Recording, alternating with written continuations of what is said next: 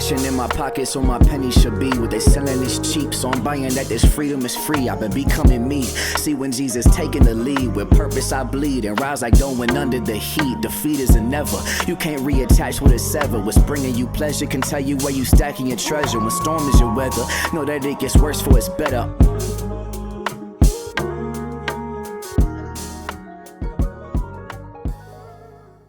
Welcome to the Esau McCauley podcast. I'm your host, Esau McCauley. I am joined by our producer Mike. Welcome. Hey, thanks. It's good to be here. Are you feeling good? I feel good. For those of you who don't follow our social media on Instagram, you should follow The Holy Post. But Mike is really feeling good about himself because last week he got his first Instagram reel. And they even gave a title, Producer Mike. Are you going to update your Instagram, your personal Instagram to Producer Mike? Is that what you're going to do? Maybe. I'll have to think about it. But Esau, I'm just glad that finally the white guy is getting a platform to speak. Okay? It's about time. That was going on, right? There was a lack of white guys on the Christian social media and yeah. the Holy Post. So thank you for bringing some diversity to the podcast. On the podcast today, we have my good friend, John Onwuchekwa. He is the director of thought leadership and innovation. That means they pay him to be really smart. And to keep him from getting behind the times is the City to City Network. Thank you so much for coming on the podcast. Oh, thank you, man. And also, he is the owner and the co-founder of Portrait Coffee. And I've had some of their coffee. It should be the official podcast of the Holy Post. I'm just selling sponsorships. Give us $1, you're the sponsor. Okay. Oh, that's it. All right. There we go.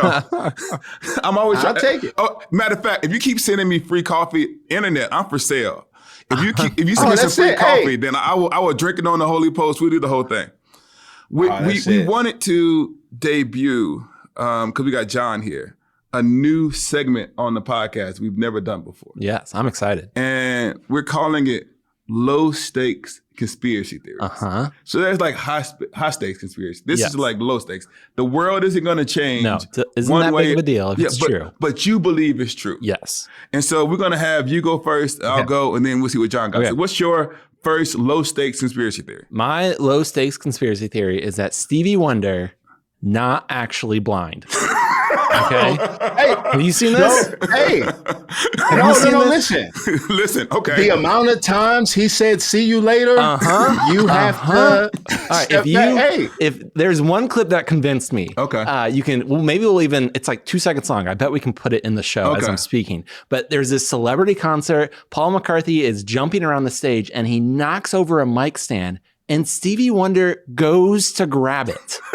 The mic stand is falling and he reaches out to grab it. And then like, if you YouTube this, there's so many celebrities, like Shaq tells a story that him and Stevie Wonder, they live in the same building. Yeah. And there was one day where Stevie Wonder got on the elevator. Shaq was already there. Shaq didn't say a word. Yeah. And Stevie Wonder goes, "Hey, Diesel."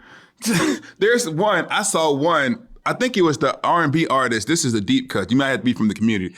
I think it was Tank. You remember Tank, the R&B artist, John? Yeah. Tank tells a story. I think it was Tank and somebody else. It may have been somebody from Jagged Edge or something. And said they went to Stevie Wonder's house and Stevie Wonder challenged him to a game of air hockey. Air hockey. And Stevie Wonder beat all of them at air hockey. And they said, there's no way. So they're telling the story. So they're telling the story that they believe that he can see. He can see. I'm going to say I believe Stevie. So I don't want the internet coming for me. I don't know how he won 3 games of air hockey, but I believe Stevie Wonder is actually unable to see. He can see. If he can't see, he's basically Daredevil, right? Where it's like, so he can basically see because of all the rest of the stuff. Something like that. Yeah. Something. So my low stakes conspiracy theory is going to come from a totally different world. Okay. It's actually from the world of sports. Okay. Deflategate. Now, for the people who do not remember this is about a decade ago, where Tom Brady was accused of deflating footballs to give himself an unfair advantage. Yes, because he could grip the football better. Supposedly he can grip the football better. And this is the rule that nobody had ever heard of before Tom Brady broke it. Yes. My My belief is Deflategate is a made-up controversy because they actually did studies on this. They were MIT because you get the nerds, right? They did they just think at MIT is that when it's cold and the weather changes, the ball can naturally inflate and deflate based upon the weather, which makes perfect sense. And so here's my thing. Tom Brady had won so much, it was easy to hate him, and people were looking for a reason to take him down. And I think the NFL did the studies, and they know that the Deflategate wasn't real, and that everybody was just hating on Tom and the Patriots because we have a reputation for being cheaters. Deflategate, fake controversy, it wasn't real. John, do you have thoughts, a response to this? No, I don't have. John's in Atlanta. Were you a Falcons fan back when they won that Super Bowl? Oh, I'm not an Atlanta sports fan at all. I'm from Houston, Texas. Houston, okay. Houston through and through. Okay. The Texans, the Rockets. So you don't got to worry about this championship stuff. So you just hold on. Oh yeah, just hold on. So Esau, let me get this straight. Yes. You think, one, you're taking the side of Tom Brady. See, that's what I'm talking about right there. Okay, yes. But you think that the NFL was like, we have the most successful, recognizable, marketable football player in the world. We're making so much money off of him. We want to suspend him for a few games because we're just tired of making this much money. No, what I'm saying to you is people were, first of all, there's different ways that you can be famous. You can be famous because everybody loves you, or you can be famous because everybody loves to hate you. If you think about someone like Floyd Mayweather, people watch Floyd Mayweather, waited for him to get knocked out. What's the guy who does the boxing, like the YouTube boxer? Oh, yeah, Jake Paul? Yeah, no, very few people like Jake Paul positively. We just keep getting people who we hope knocks him out. And so I think that people loved to hate Tom Brady. All right. And the Deflategate was an opportunity because they couldn't get him to lose the actual game. So here's the moment of hate. Okay, so what do you have here as our last initial low stakes conspiracy theory? People gonna feel very strongly about it, but by definition, the low stakes is it doesn't change us day to day. Okay, right? I'm nervous where this is going. This one has space was in the news this past week. So when space is in the news, there is a part of me, a larger part of me that if it ever came out that we didn't actually go to the moon, no. I would say, well, all right, look, all right. So wait, let me get this straight. You believe that we can currently go to the moon? Like we currently have the technology to do it if we felt so inclined. This is what I'm saying. But this is what I'm saying. Back then we didn't have the technology. I'm saying, go ahead. Let you cook. November 2019. Okay. 6 years ago. 6 years ago. My daughter is 2 years old. I speak out there. People get us tickets to Disneyland. Okay. Back then, I'm driving a 2003 4-screen Toyota Camry, right? We go there. We have a great time. Pictures and all of that stuff. My daughter is 8 years old right now. Okay. Portrait Coffee started since then. Work's been good. I make substantially more money than I do now. If in 10 years... 20 years, let's say that, I become a multi-millionaire, private jets and all that stuff, and we never go to Disneyland again, I think my daughter's going to go back and question, did we ever really go? I mean, I know we have pictures. However, if we could go back then when you didn't have that, why not now? So for me, it's we went back then when NASA had the computing power of an iPhone. And now, and I had this talk with a friend this past week, and he's like, it is odd that there was a worldwide broadcast and live stream of the moon, but we can't watch a Jake Paul and Mike Tyson fight now without it crashing. So all I'm saying is... You're not saying, you're just saying. Yeah. Okay. I'm not saying, and I know people feel very strong about it. From day to day, people don't think about it, but then when you start to talk about the moon, people live as if their granddaddy was Buzz Aldrin. So I'm not trying to throw shade. You're trying to say we didn't beat the communists. You listen. No. This is what I'm saying. But but nobody else has gone. Like, this is what I'm saying. Listen, nobody. I thought because he told me he had a space tape. I thought that he was going to say aliens are real. I thought we was going. I did not know we were going to moon land. But speaking of space, is that a conspiracy? Oh no, we better. All right, sorry. All right. You already had one. Our first story. I can't believe this guy. Our first story is actually about a trip to space that actually hurt because we saw Katy Perry do it. Mm-hmm. So can you tell us what happened on this trip to space that people has the internet like in their feelings? Okay, go ahead. So on Monday, Blue Origin, which is Jeff Bezos, so the owner of Amazon, it's his company that they're exploring space, and they are starting to like charter trips to space for celebrities. So it was an 11-minute round trip expedition to the edge of space. Do you know how much it costs to go to space for 11 minutes? I didn't ask you this question before. No, I think it's at least it's in the six figures. Okay. I'm just wondering how long I got to save up before I can head to space. It's going to be the podcast needs to do a little bit better. Okay, a little bit better before we get that space money. I got to sell some more of those. Never mind. Yeah, some of my sponsors. Okay, go ahead. So it was historic, if you want to use that word, because it was the first all-female flight crew that included Katy Perry, rocket scientist Aisha Bowie, and Gail King, and then Laura Sanchez, which is Jeff Bezos' fiance. And so, but people are upset for a few reasons. I think one, they think it was performative to have this all-women crew. Olivia Munn, another celebrity, came out and criticized it. Saying, what's the point? It's historic that you guys are going on a ride. I think it's a bit gluttonous. Space exploration was to further our knowledge and to help mankind. What are they going to do up there that has made it better for us down there? So everyone just sees it as an expensive PR stunt. One of the things, and by the way, one of the things that struck me, and the reason I wanted to talk about this is I find it interesting, like, which rich people make us mad. Mm-hmm. Because rich people are always out spending money on ways that I just find completely gluttonous. And I remember there was like during like COVID, there was like this video, I think it was Madonna, who was saying like, we're all going through it or something. Yeah. And all of a sudden we got really, really mad. I think there's these times where. Because she had a video of we're all going to do it while she is on her massive, lot with like a giant park in her backyard. Yeah. But is it okay to be rich sometimes? Or is it okay for only certain people to be rich and gluttonous? Like, why is it that Katy Perry and Oprah's best friend, that's how I think of her, Gail Sanders? Gail. Yeah. So like, why do you think it is that these particular people upset us? Do you have any thoughts about that, John? Yeah.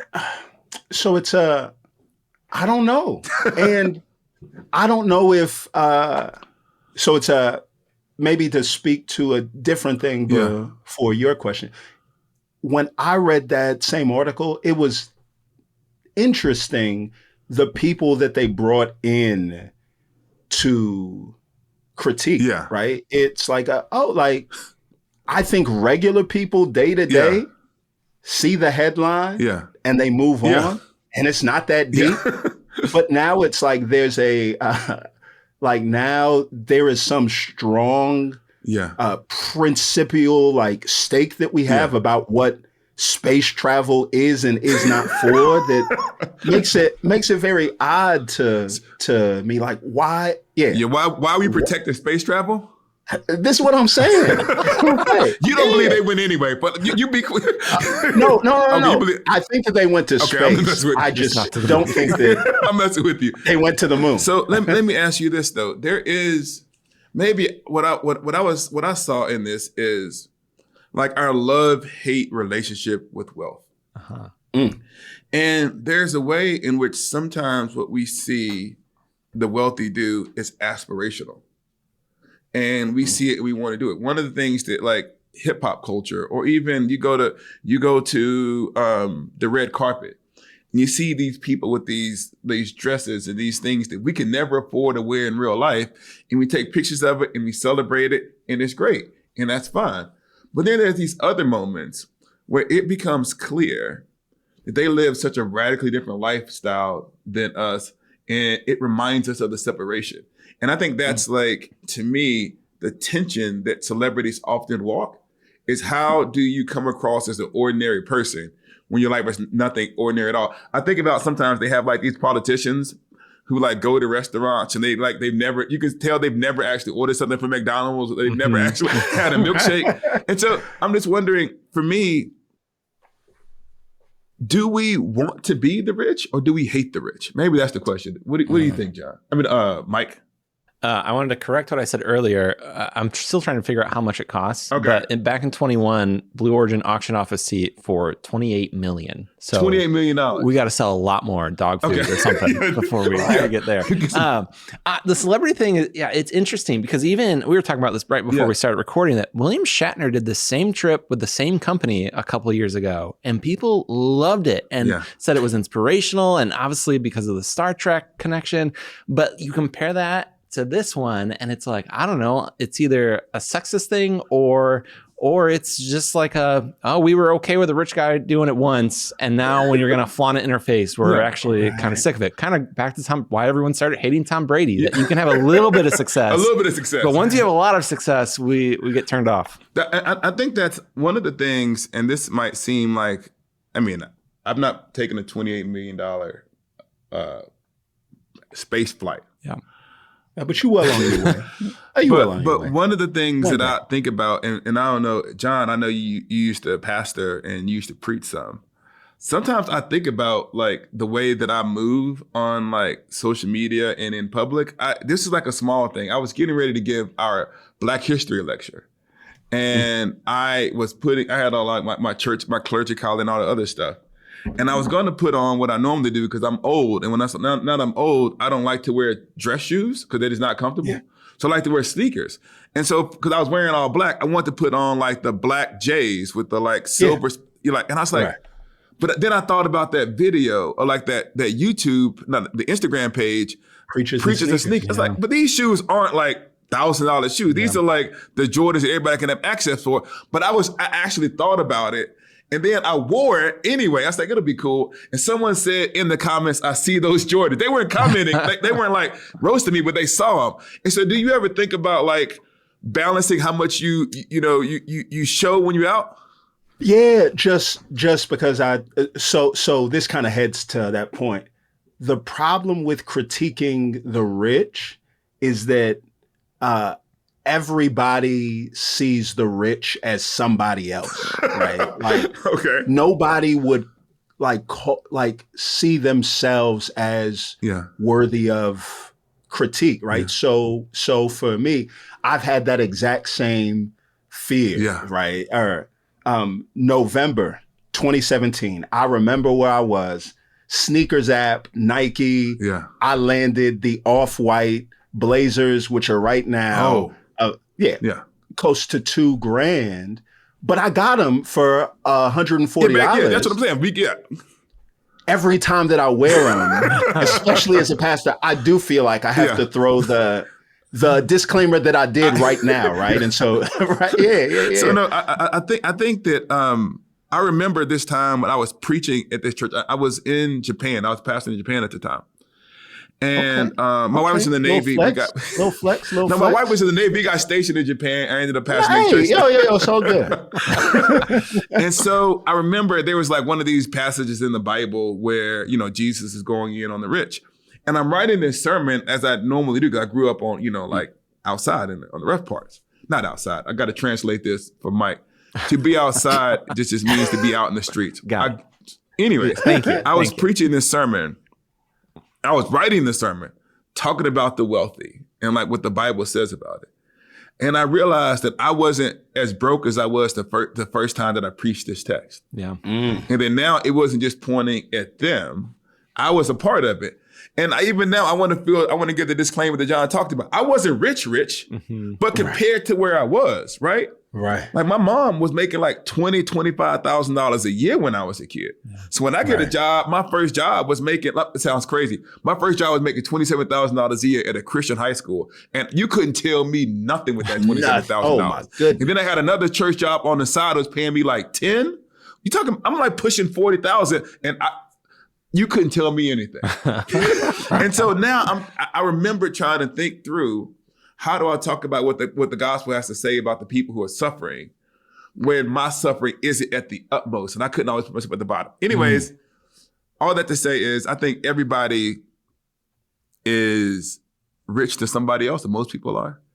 And we do have some responsibility of how we carry ourselves in public. And there are certain things that you can do as a Christian, as a pastor, or as a person that are just off-putting to the people who aren't in the place that you are. Mm-hmm.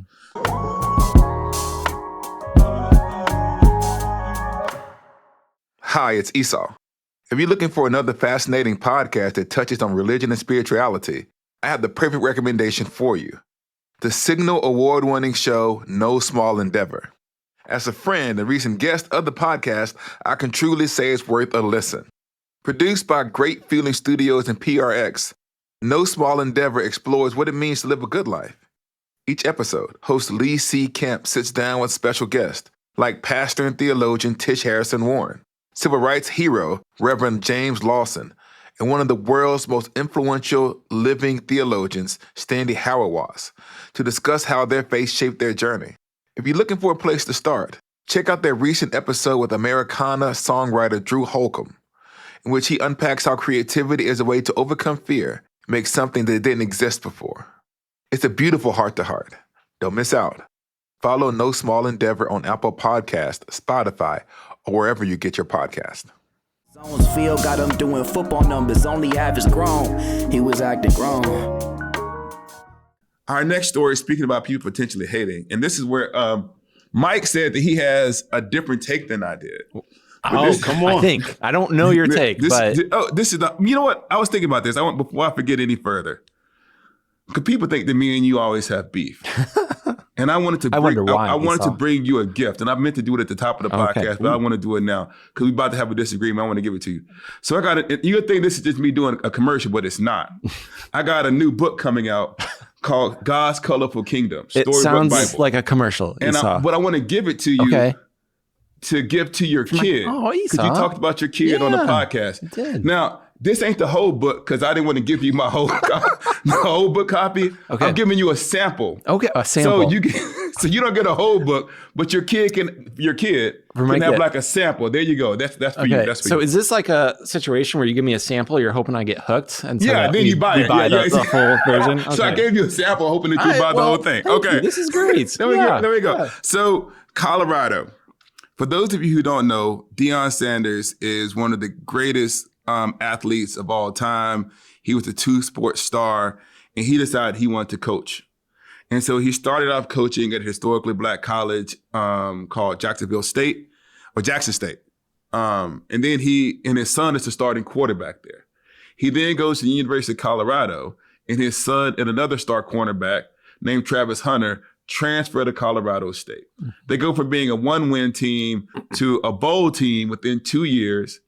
His son, Shedeur Sanders, is made like Big 12 Player of the Year. He wins like basically quarterback. He wins tons of awards. And so he was only there for 2 years. And they just announced, and the draft is coming up in like a couple of weeks. And so he just graduated like a few months ago, or finished. I don't know if he graduated a few months ago. And now they're retiring both his jersey and the jersey of Travis Hunter. And the internet is mad. This is like our Holy Post segment, Holy Sports segment. The internet is mad because they think it's that he doesn't deserve Shedeur doesn't deserve to get his jersey retired. And he's only getting his jersey retired because of his dad. And so now, because the internet stay mad about something, the internet is mad. You said you have an opinion on this because I don't have a problem with it. You tell me why you feel he shouldn't get a jersey. Don't make me go first. That's not fair. I would say I'm on the side of the internet for the most part. Okay. I mean, if you really want me to go first, I can. Go ahead, go first. So, because I got facts. Actually, I don't research anything for the podcast, but I got some research here. All right. Well, I do. Actually, went on the internet. I've got a little research as well. Okay, go ahead. Right. So these two players retired. They have been out of school for 3 months. 3 months. 3 months. Esau, how many players in Colorado football history have had their jersey retired? I think one. I think it's 3. 3. Okay, it doesn't matter. 3. But they've had a football team since 1890. You know what? That ain't got nothing to do with Deon Sanders. I think it does. Okay. So like, I'm not saying they don't one day deserve to get their jersey retired. I think they probably do. But it is unheard of to have your jersey retired this quickly into retirement? I mean, can you think of another example? Yeah, I got 4 of them. All right. So the question will be, of those 4, I'm guessing these are like otherworldly athletes. Be careful now, because I got the names. But here's the biggest thing. Like, I think it's a little silly to overreact to this, but I get the former players who are upset because it's like, really already 3 months. And Deon Sanders, the coach, had this line in an interview where he said, if his last name, his son, if his last name wasn't Sanders, we wouldn't have this discussion. Exactly. Fair enough. I would argue if his last name wasn't Sanders, his jersey would not be retired right now. Because do you know who makes the decision on what jerseys are retired? The athletic director, not and the coach. Yeah, and the coach. Listen, let me tell you something. All right. Let me tell you something. If you come to me and I'm the coach and you say, do you want to retire my son? I'm going to say no. I did some research on this. I figured nobody on God's internet was going to do this but me. I'm here to cape for Deon Sanders. Come on. Tom Brady. In 2009, C.J. Spiller, running back for some school, he did okay. He won I forget what conference he was in. He won Conference Player of the Year. Mm-hmm. He won some rushing titles. They did not win any championships. They were like a fair to middling school. He graduated in 2009. His jersey was retired in 2010. Keenan Reynolds for the United States Navy. He was the all-time leading, I think he broke the record of how many rushing touchdowns by a quarterback. Graduated in 2015, jersey retired immediately after in 2016. Torrey Holt, you remember him? He was the receiver. He ends up playing for the St. Louis Rams. He plays a couple of years. I think he makes All-American once, wins the reward for best receiver. Graduates in 1998, gets his jersey immediately retired. Phillip Rivers, 2003. Plays for some middling college. These might be good colleges. I don't want these fan base yelling at me. But then he plays, he graduates, immediately has his jersey retired. So nobody was mad and said they were not nobody on sports shows and I chose only the ones that were in relatively modern era. If you go back to the 60s and the 70s, it was actually relatively common to graduate and immediately get your jersey retired. And most of these players did not start for 4 years. A lot of them started because this is back in the day when you were in college, because you had to stay for 4 years and you normally start your junior and senior year. Mm-hmm. And so there are actually numerous examples of people who played well only for a year or two, who were in mid-level programs. It is true that if you're at the University of Alabama, if you're at the University of Texas, if you're at a top program, there tends to be like a high bar for getting your jersey retired. But if you're at what you want to say like a well-known but not necessarily famous for football program, they tend to retire your jersey relatively quickly. So I actually think that even if people disagreed, which I mean, you can make an argument that Shedeur Sanders isn't as good as C.J. Spiller or Torrey Holt, right? But it wouldn't be a story. It would be just like something that you saw and you moved on. Mm-hmm. So why is it? It is because there is an inherent suspicion of Shedeur Sanders because of his father. Yeah. And so I want to argue the opposite side. John, just come in on my side and dunk on this man and we can move on. No, this is it. So it's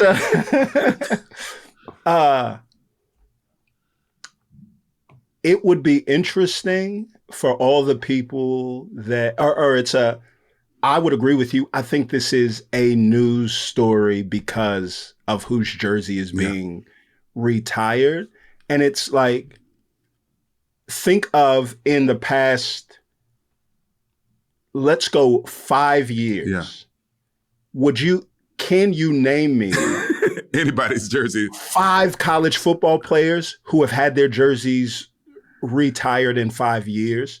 And I would say no, because college football jerseys being retired is not news. Yeah. It is a subjective standard that, right? It's more subjective than the way that they vote on MVP in the NBA, right? Anybody, they've all got their own thing. And it's not really a story. Yeah. So it's like, from that standpoint, I would agree with you. It's no. I mean, I think it's a story because of that. And I would agree, Shedeur Sanders, it's been like that from the jump.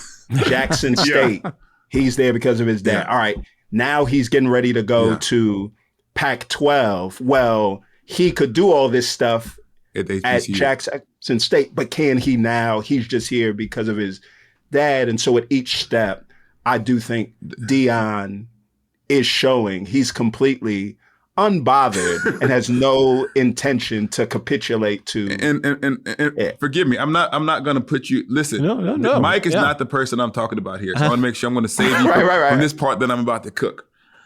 I remember during like the first Trump presidency when they had his daughter and they had her husband playing significant roles in the White House with no real qualifications other than he was a part of the family. I didn't like that either. Yeah, I know. That's what. And so, but the other thing I was thinking about is Bill Belichick, who is one of the greatest coaches of all time, has his son on the coaching staff. Yeah. And now that he's going to UNC, I think his son is the defensive coordinator. And so and you can go through most of the owners of major NBA teams, they just pass the thing on to their children. And so we have tons of examples of people who have very little justification for the positions that they have. And we just assume that like that's going to be okay. But I do feel like there is something racialized about the fact that we get mad at Shedeur in the same way that we get mad about Bronny James. Is that nepotism is okay when certain people do it, and it's not okay when other people do it. And in this case, I don't think you even have a strong case for nepotism. You could you might say that on the spectrum of jersey retirements, right, that Shedeur is a little bit on the light, but it ain't crazy, right? You can find an analog.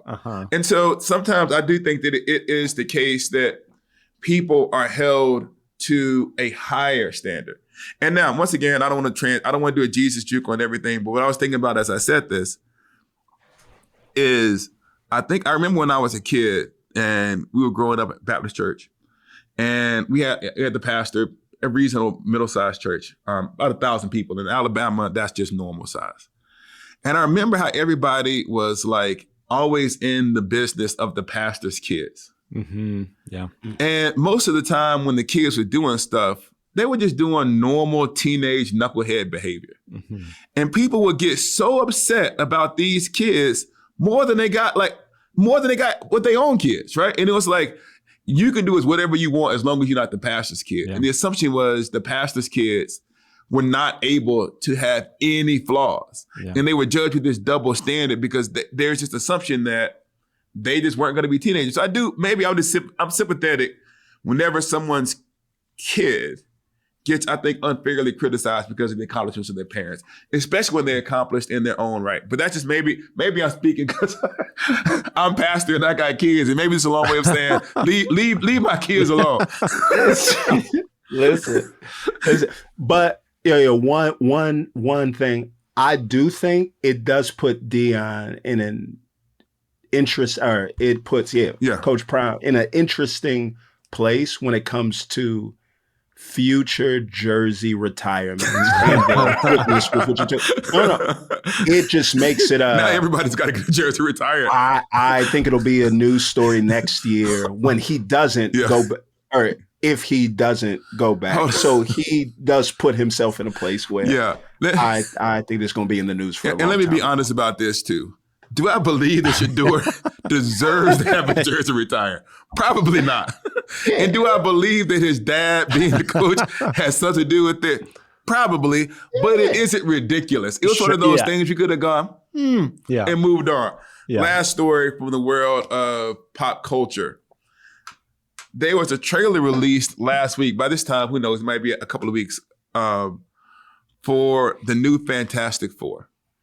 Okay. And I think everybody is excited because it might seem like this will be our first good Marvel movie in a long time. So maybe I'll start with asking this. What do you think was the last good Marvel movie? The last good one. Are you going to say Endgame, or are you going to give us something in between? So after Endgame, my timeline is all off. right? Yeah. Just because it's like, or any good movie since Endgame before Fantastic Four, that'll make it easier. One of my favorite ones was Shang-Chi. Oh yeah. Okay.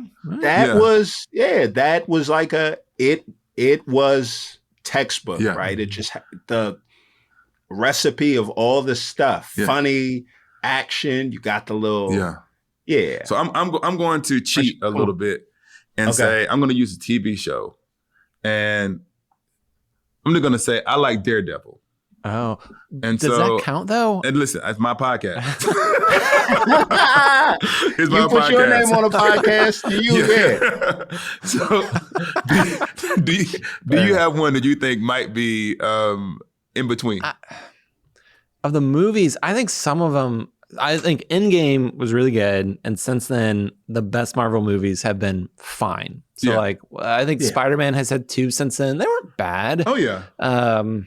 But like nothing has like risen to the level of you gotta see this in the theaters. What do you think made superhero and Marvel shows so popular during its heyday? And did we change, or did culture change, or did Marvel drop in quality? Like, what do you think has actually led to this kind of? I think everybody says the Endgame was a high watermark. Mm-hmm. Did culture change and become more cynical? What do you think happened? I think I don't think it's culture necessarily. I think it's too much of a good thing. That it used to be you'd get maybe 2 of these a year. And like you could track with it, and now all of a sudden it was TV shows, it was multiple movies, and the TV shows were interwoven into the movies. So you had to watch the TV show to kind of get. You had the whole multiverse, and it just got to the point where I can't be a casual viewer of this anymore. I have to. It was like there was homework. I had to study this. I had to exactly study guide, and it just like it. I think they saw they were making a ton of money, and they're like, well, what would be great if we did even more of these, and we'll make even more money. And it was greed. I mean, I want to talk about what went wrong, but you keep bringing these things to my head. We're in the middle of planning a church. We have no problems with space, right? Y'all, there's a seat for you. But one of the things that we're talking about as we begin to envision 5, 10, 15 years from now is, how many services do you want to have? Yeah. And one of the ways that people manage growth is they just keep adding services. And so you end up doing 3, 4, 5, 6 services. You go multi-site, and you wonder, at what point are you burning out your volunteers and your staff and your people? And what began as this we worry. We're not that worried. We talk about, maybe I put it this way, I don't think this is going to be a problem. I'm going to have 15 services. But what began as this thing that captures people's imagination can become a machine that you have to feed over and over again. And there's a certain kind of formula that you have to sometimes have in order to sustain it, which means that, and some of the things that might make your church unique is kind of washed out to create this sheen. And I think that's actually what happened with Marvel, is that the movies all began to kind of feel like they were made for everybody. And because they're made for everybody, they weren't made for anybody. Mm-hmm. Yeah. Mm-hmm.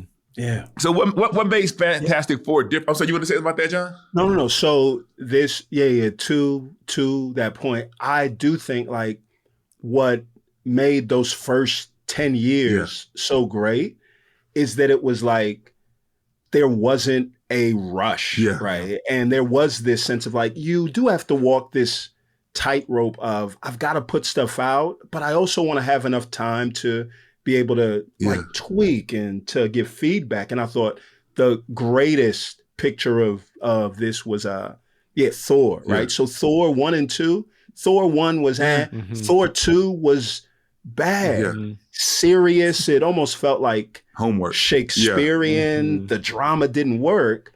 At the end of Thor 2, Chris Hemsworth said, yo, if we don't change things up, I'm actually out. Yeah. So they brought in Taiki. And they redid it. And him.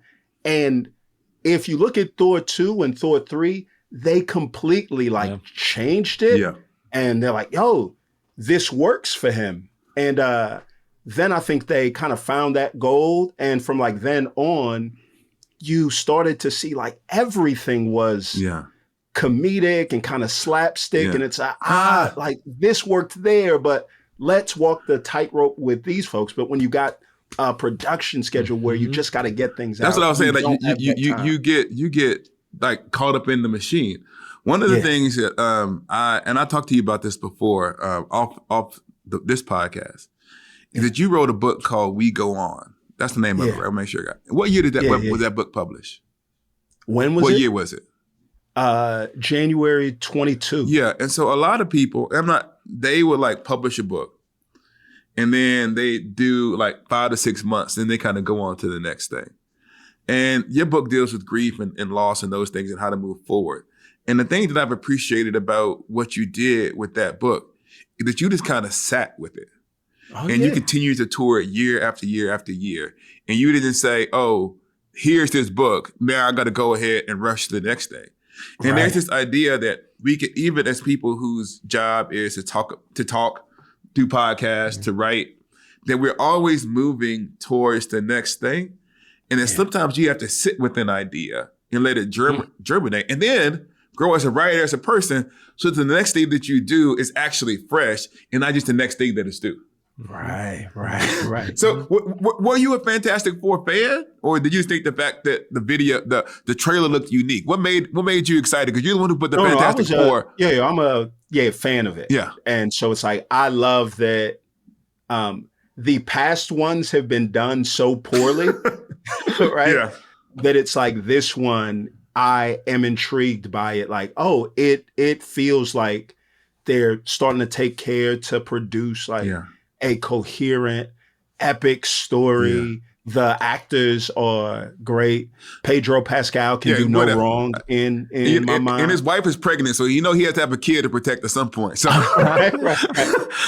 one of the things that I liked about it, or at least this once again, it's only the preview, right? Yeah. One of the things that I liked about it was that it was set in a different time frame, but people haven't seen it.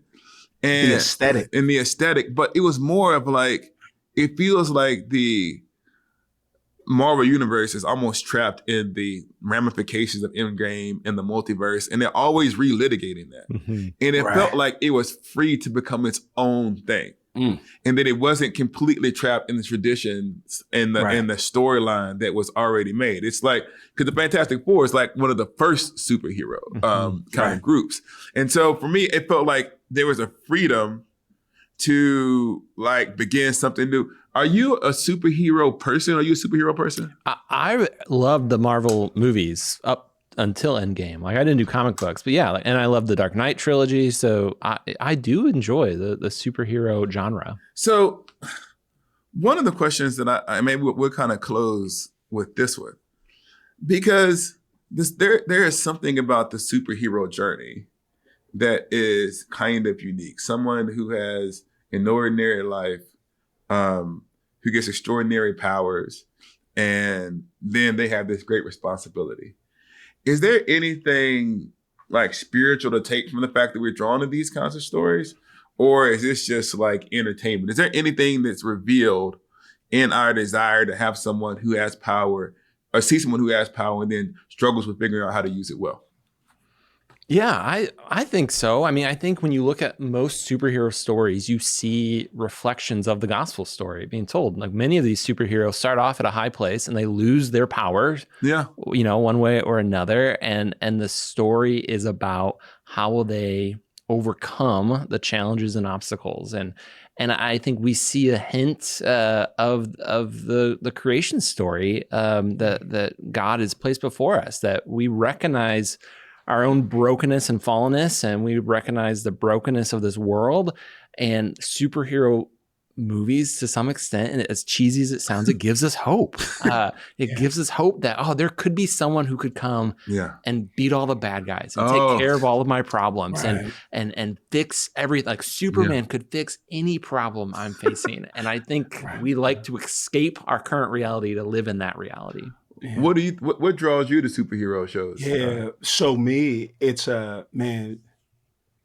sitting outside of that world, right? So I turned 40 last year, and I pastored for 16 years before I turned 40, right? So it's like I've grown up and I've lived in a world where, because of varying giftings, abilities, burdens, I felt a great deal of responsibility for lots of groups. Yeah. And I find myself in this world where everybody needs something from you. Nobody really cares about, or it feels at times like people don't care about how much it costs you, but people need something from you. Yeah. And so I enjoy watching those movies or reading the books, right? Yeah, I got one on my desk right now. But just as like being able to sit on the outside, and I'm somebody on the outside that it's like, oh, I don't need anything from you. Yeah. I'm on the outside of your story, and I just want things for you. I want things to work out. Yeah. And there is an aspect where for me, it's like, all right, in a world that needs all this stuff from me, it's like I take comfort in the fact that, all right, there is a God that is sitting on the outside of this that don't need anything from me, that he just wants something for me. And that's like what draws me into, like, I love to root, and it's like, I want it to all work out, and I'm glad to just sit back and watch back and be like, man, they beat Thanos. I'm glad it worked out at the end of the day, right? So one of the things that I would say is most inspiring to me about it, and I think there's kind of two genres of superhero stories, and that might be born out of time, because the ones that I like the most are the older ones. It feels like now they have to kind of concoct a way for the person against their own desires to actually do something good. So they're saving the world, but they're saving the world because of this kind of series of circumstances. Oh, I actually only care about my dog, but I'm going to end up in the saving my dog, rescue the world. Right. But I like that earlier generation of superheroes who would pursue good for good itself. I know this isn't a superhero movie, but like the Lord of the Rings, like the purpose of it, like we're on this journey to do something good for the world. Right. And so what I find inspiring about the superhero stories that I most resonate with are people who have power and use that power not for their own benefit, but for the service of those who are most vulnerable. And at that point, right, it's there that they have power, and they direct that power not to enrich themselves, but to help others. I think that is where the gospel is. Yeah. And one of the nightmare stories that you see, they have, if you read enough comic book stories, everybody's bad, right? Yeah. And you have like the nightmare stories of what happens if Superman, who has all of these powers, turns and uses those powers to like enrich himself. Because what are you going to do to Superman? Yeah. I think I've never seen the is it called The Boys or something? There's like I think that's basically the premise, that the guy who's like Superman is actually evil. But anyways, I wanted to say thank you so much for coming on the podcast. Oh, absolutely. Except for your space take, which might gonna awaken an entire hive. I may. If we actually did go to the moon, that's fantastic. No, I'm messing with you. I'm messing with you. Maybe the next time we have you back, we will maybe do some real sports takes. And I'm gonna host a podcast. It's going to call Settle the LeBron Debate. I was going to bring about 4 or 5 people on. But anyways, thank you so much for coming on the podcast. Thank you, fam. We want to have you back sometimes. Mike, thank you so much for, you got to do it because it's your job. Yeah. But thank you for coming. Come on, Mike. And we'll talk to you all next week. The Esau Macaulay podcast is a production of Holy Post Media, produced by Mike Stay Low, Stray Low. If you know, now you know. Edited by Seth Gorvette, like a Corvette. Music by Rob Noor. Make sure to follow the show wherever you get your podcast and leave a review so more people can find it. See you next time. I'm out. I'm penning these letters with prayers they can aid your endeavors. It's clever benevolence, tasted it, wrestle with, still wrestling. Touch my side and it crushed my pride and told me I'm blessed within. Receive a Christian platitude with gratitude, but in the saddest news I live in doesn't add up to the Beatitudes. Catch me in the catacombs, chiefing like they Pat Mahomes, catching bullets, tackle foes, running plays, defending zones. Field got them doing football numbers, only average grown. He was acting grown.